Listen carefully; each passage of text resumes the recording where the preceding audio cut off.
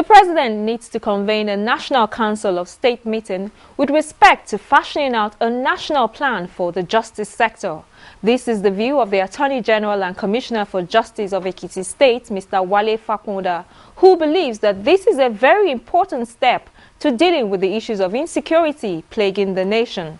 Mr. Fakunda will join me shortly on the program, but before then, let's do a quick recap of some of the top stories in the news. I'm Shola Sheyele, and this is Law Weekly on Channels Television. We begin in Lagos, where the High Court sitting in Ikeja last week Friday upheld the fundamental human rights enforcement suit instituted on behalf of 4 men who were shot by the dismissed Divisional Police Officer DPO of Pen Cinema Police Station, Agege, Lagos. Justice Bola Okikeolu-Ihile awarded 4 million naira as damages against the police and DPO Segun Fabumi for recklessly shooting and inflicting bodily injuries on the 4 protesters during the fuel subsidy protest removal in January 2012. One of the protesters, Daramola Aderintor, died instantly. The criminal case on the murder of Aderintor is still pending. The court has, however, ordered the police and the DPO to offer apologies to the 4 protesters in 2 national daily newspapers. Staying at the Lagos High Court in Ikeja, Justice Olubunmi Oyewole has ordered the remand in prison of Lagos lawyer, businessman and alleged fraudster Fred Ajudua. Justice Oyewole's order was sequel to the sudden reappearance of the lawyer in court after the trial judge had issued a bench warrant for his arrest in 2006, owing to his continued absence in court for his trial. Ajudua has avoided trial for 8 years after his arraignment in 2003, alongside one Charles Ore for allegedly defrauding 2 Dutch businessmen of about $1.69 million, an offense committed between July 1999 and September 2000. From the High Court, we move to the Court of Appeal in Lagos, which last week Monday reserved judgment in an appeal filed by Major Hamza Al-Mustafa, former Chief Security Officer to late General Sani Abacha.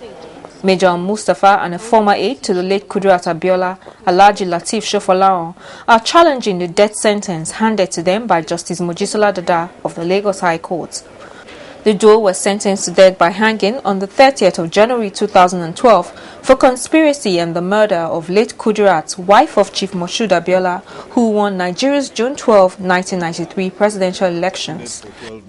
We round off in Abuja, where 3 Lebanese arrested last month for alleged possession of illegal arms in the northern city of Kano and Abuja have been charged with a much more serious offense of terrorism and threats to national security. The 3 men, who are alleged to be members of Hezbollah, an international terrorist organization, were brought before an Abuja court on the orders of Justice Adeniyi Ademola after they instituted a 3 billion naira suit against the federal government for alleged illegal detention. The court has adjourned the suit to the 21st of June for hearing, with an order that the accused persons be remanded in the custody of the Department of the State Security Service (SSS) and allowed access to their lawyers. You see, life has just got easier. You stay connected to Channels TV, where news and innovations are shaping our world. Simply log on to channelstv.com to get the breaking news. Browse the homepage according to what matters to you. Tap on the extended coverage of business, sports, politics, lifestyle, infotech, entertainment, health, world news, and lots more. Click on the live link and see the news in real time. Do you want to watch the latest video of the day? It's just a click away. Friend us on Facebook, YouTube, follow us on Twitter, Google+, participate in Channels TV poll and share your comments. It's a website you can talk to. Your voice will be heard. ChannelsTV.com. The news at your fingertips. Welcome back. This next report reviews the activities of the judiciary, especially in the last 2 years, after which the Attorney General of Ekiti State, Mr. Wale Fakunda, will join me on the program.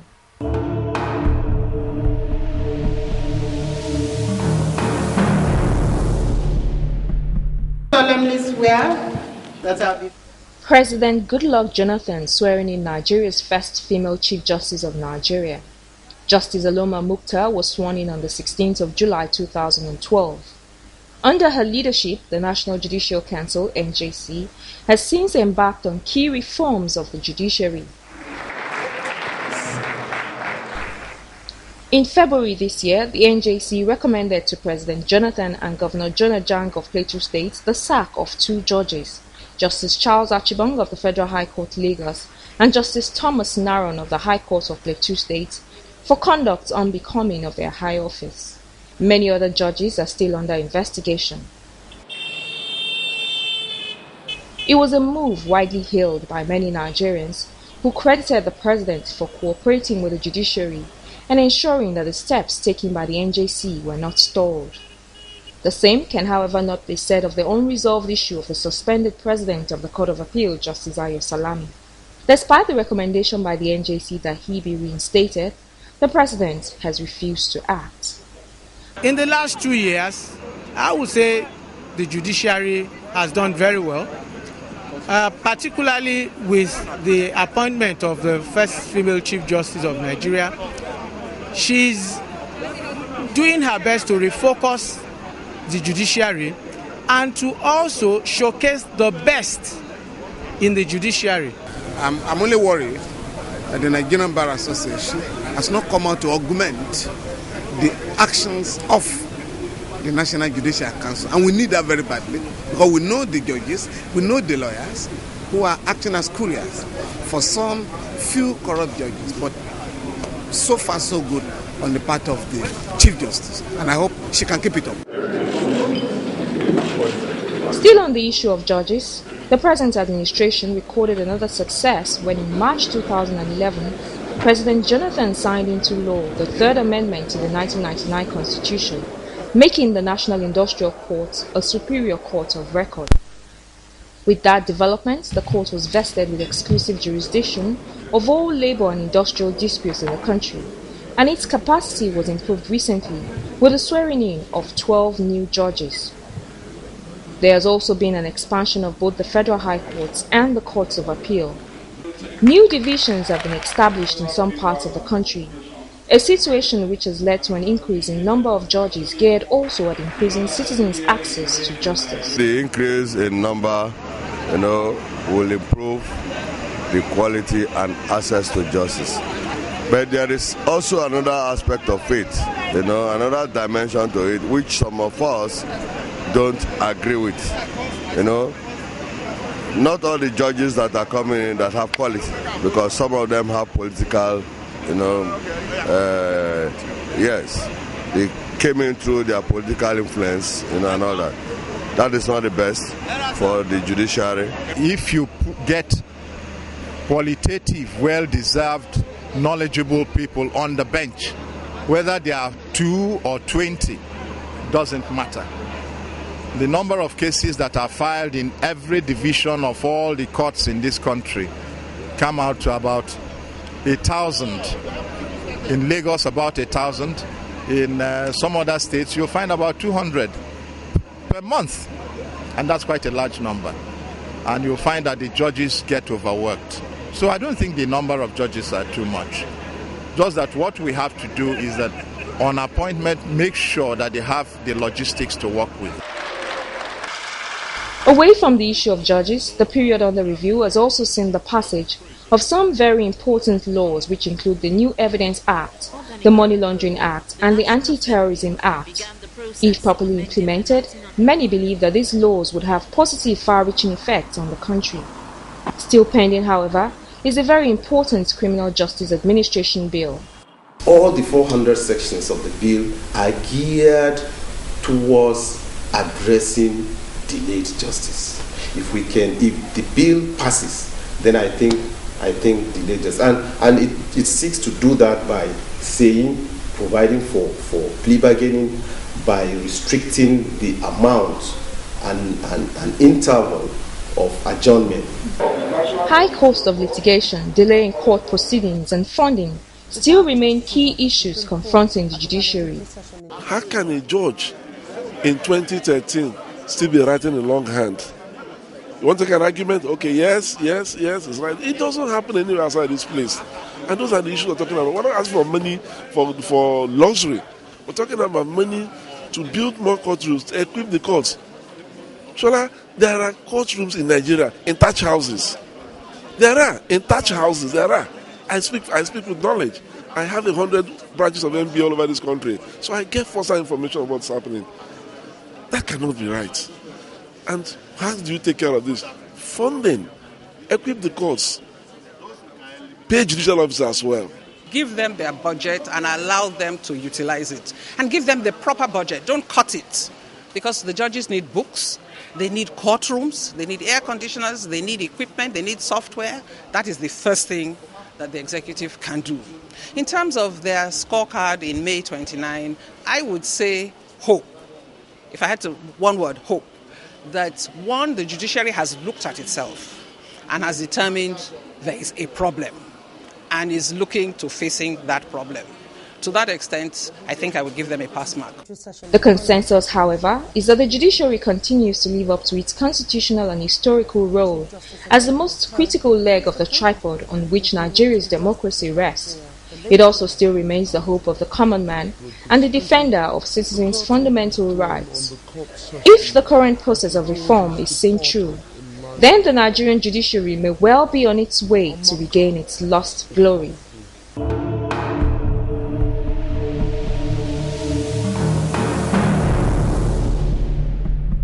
My guest, Mr. Wale Faponda, is a human rights lawyer and justice sector reform campaigner.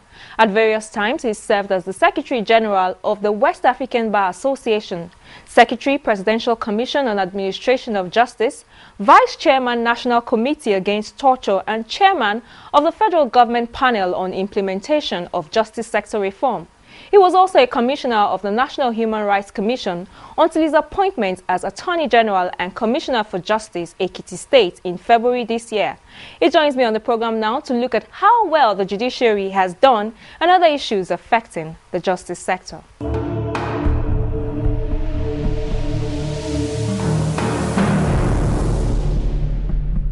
Before you became the Ekiti State Attorney General, you were very well known for some of your views on judicial reforms, especially. 2 years of this administration of President Jonathan, how would you rate how well the judiciary has fared, especially under this administration? Well, I think it is fair to say that several things are happening. First, at the level of the judiciary, the Chief Justice of the Federation has embarked on a number of reform activities at two levels. First level, to restore or to reaffirm the integrity of judicial officers. But I think at the second level, what is more important is our effort to ensure that judges at the state, chief judges, take the issue of criminal justice very seriously. So you find that now, all the states of the Federation, the chief judges have been asked to put in place practice directions to fast-track the criminal justice process. That is with respect to the judiciary. With respect to the police, a number of things are also happening. The Inspector General of Police has put together a platform of engagement with society. He's revisiting the conduct of police officers. People now have some forum to complain against erring police officers. At the level of the prisons, things are also happening. You have for the first time the Controller General of Prisons putting in place, a prison legal officer scheme. And the idea behind that is to get the prison themselves to respond to the concerns of inmates, the issue of awaiting trial. So if you look across board, things are happening. For me, the regret is that whoever drafted the transformation agenda obviously did not see that these are very important in terms of, publicizing it. Okay, so you're saying that things are happening, it's just that there's not much awareness of the things that are happening. But having said so, that is not to say that, there are not a number of things that needs to be done. Progress has been made, but we still have some where to go. Like what? Prisons, for example. Okay. We have a prison population of about 55,000. Most of them are waiting trial. 36,000 are waiting trial. We have to respond to that. Keeping thousands of persons in prison, without trial, has a negative, it gives us a negative image. With respect to the police, yes, the leadership of the police has taken a number of measures, but we still have a very weak legal framework. The Police Act that governs police in Nigeria was drafted in 1948. The act itself, is a reflection of some British law. So we need to look at that. So we need to reform the act. Absolutely. The institutional arrangement of the police too. It's sad that since 1999 we have had over 7 to 9 committees that are aimed at reforming the police. Regrettably, it is this committee culture that has not enabled us to make progress with the police. So, we expect a lot of the police, but in respect to endowment, we've not done, what is required in terms of giving them the tools to fight crime. Now, with respect to the judiciary, people focus on a higher level. Look at the Supreme Court, look at the Court of Appeal, but the judicial institution that actually touches the life of Nigerians more are the magistrate courts. And if you go across the country, magistrate courts suffer some of the worst conditions of public service. So we need to respond to all this, And I think it's also important to stress that for me, the biggest disappointment as far as the admission is concerned is this lack of prioritization of admission of justice. We talk about foreign investment, but people should know, the admission should know, that, foreign investment will not just come if potential investors do not have, the faith in our justice system. But having said that at the federal level, we also have responsibility at the state level too. It is true we don't control the police. It is true we don't control the prisons, but we also have responsibility. For example, we have responsibility of not putting more people in prison. We have responsibility of also creating a platform for cooperation between the police, the prison. Where prison advice is being expected. Absolutely. It doesn't take forever. In our ministry, absolutely. We have a responsibility of also ensuring that the DPP's advice that is crucial to the whole prosecution process is also comes out quickly. So we have again, we also have responsibility to support the Nigerian Judicial Institute to ensure that, our judges are properly, developed. I don't want to use the word trained, are properly developed, along those lines. So, whether at the federal level, whether at the state level, we have responsibilities. Well, you're going to have to give us solutions to all of this. You've talked about prison, you've talked about police, you've talked about the judiciary and all of the problems that are, despite the fact that you say we've recorded progress, you're going to have to give us solutions. You're in government now, you've seen from the outside and the inside. So what are the solutions that you prefer for achieving? For me, at the federal level, let us start with at the federal level. We need, the reason why we keep having these ad hoc interventions is that there is no plan.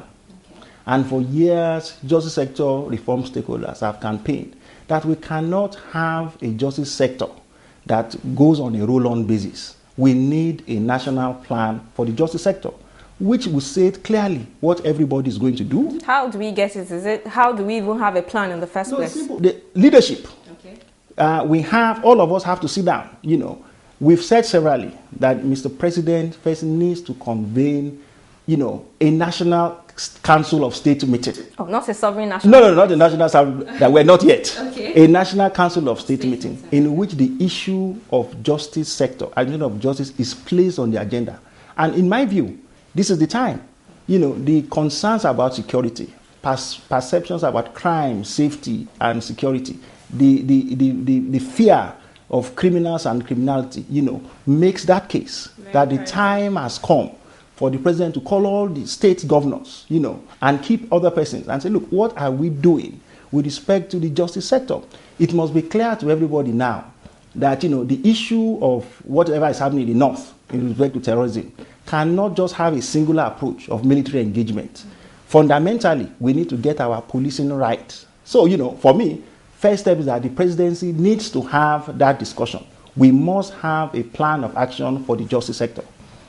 With respect to the police, we have said several, it is scandalous that, number one, we do not have an appropriate legal framework for the police. It is important that we take steps to encourage the National Assembly to pass the Police Act Amendment Bill. Okay, so you said the one that we have before is a throwback. It's an old one. Okay. And it's not relevant to the police, it's not relevant to Nigerians, so we need to focus on that.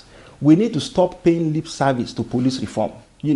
I think the fear is that when you look at the whole problems affecting the police, you now think, where do you start from? We have to start from somewhere, to continue to set up committees, to review the work of committees will not solve the police problem. So at some point in time, we have to engage the issue. We need to do something about the police. It is not sufficient for the president simply to visit the police training college and be concerned about what he saw. We need to take steps to achieve that.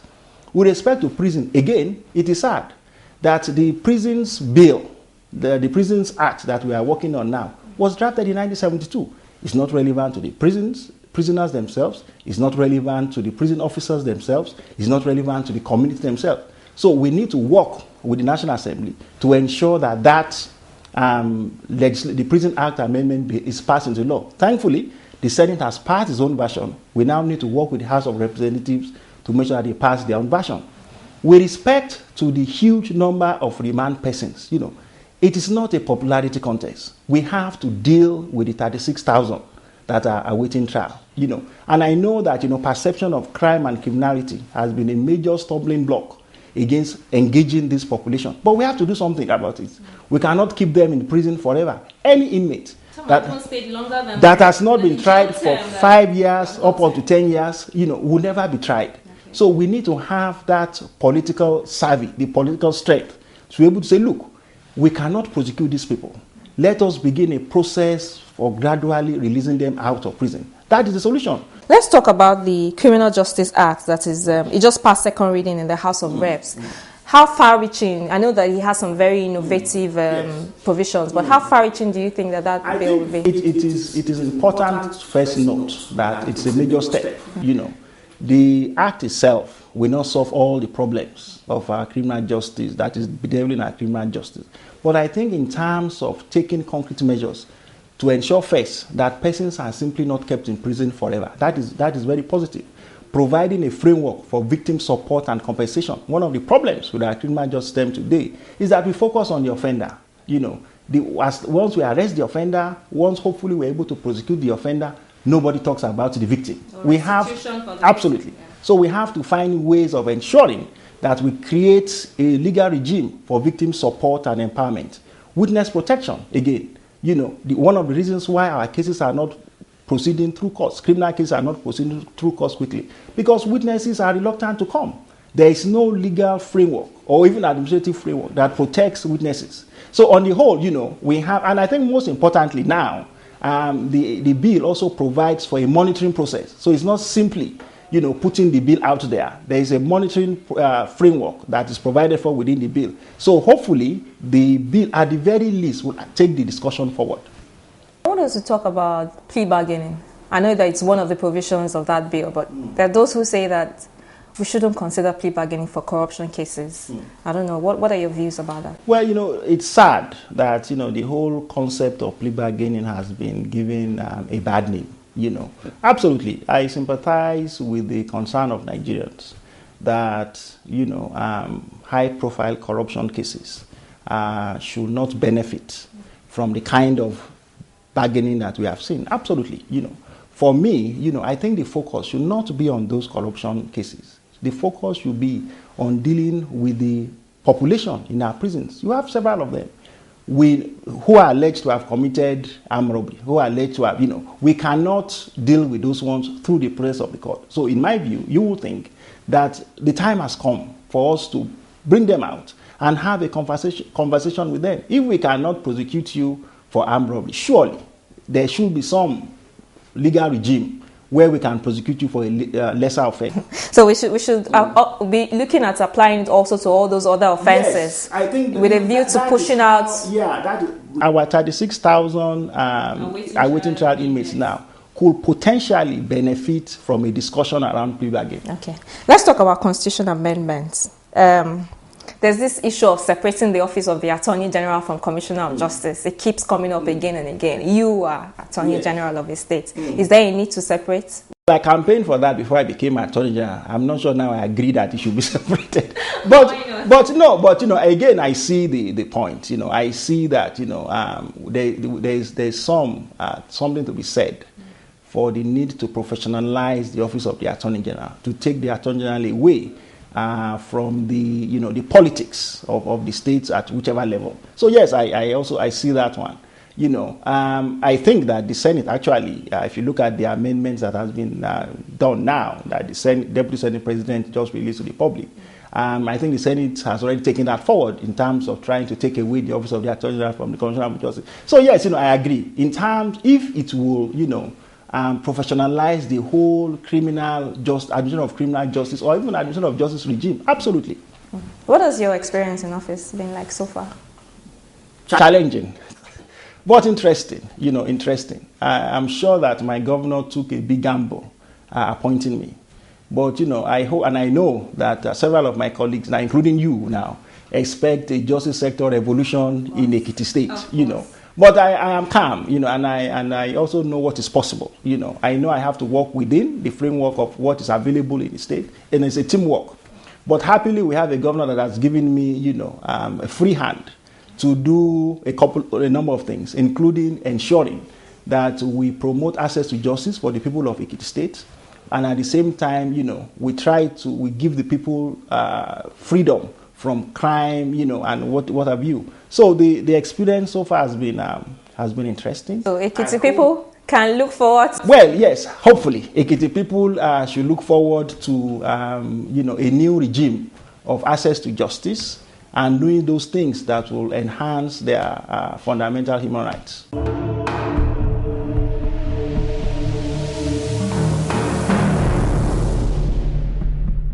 That is our interview segment and the program for today. Do remember that you can log on to YouTube/channelsweb to catch any parts that you missed. My Twitter handle is @IamShola, and you can tweet your comments at me. Thank you for watching and see you next week.